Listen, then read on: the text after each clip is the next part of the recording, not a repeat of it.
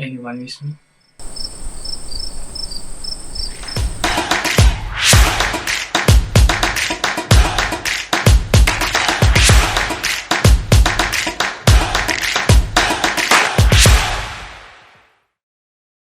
Hello everyone, welcome back to my channel. It's been a while since my last video. So on today's video, I would like to show you how to make a ripped jeans from your old or used jeans that's been sitting on the corner of your closet. And without further ado, let's get into it.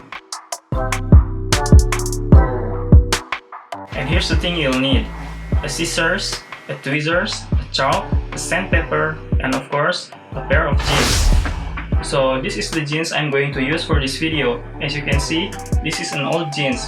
It's kinda washed out. I haven't used it in months.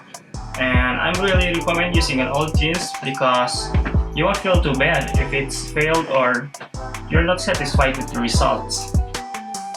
And now that we have everything we need, let us start the process.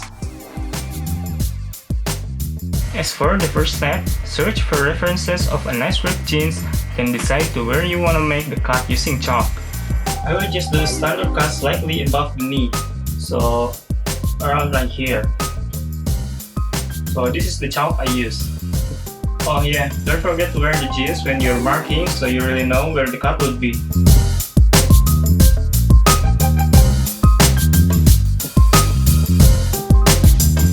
So about this side, and it will going to be a 3 stripe.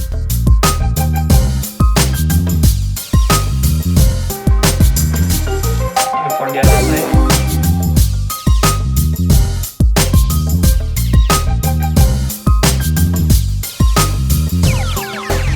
It sound right, boys. So that's the marking I've made.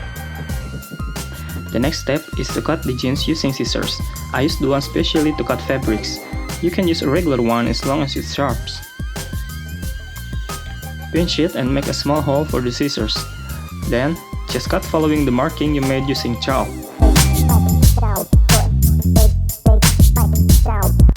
Make sure you cut it as straight as possible against the fiber, so it's easier to pluck the thread later with the tweezers.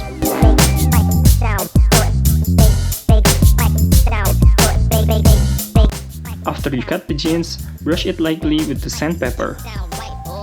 So this is the sandpaper I use. Cut it into a smaller piece so it's easier to work with it.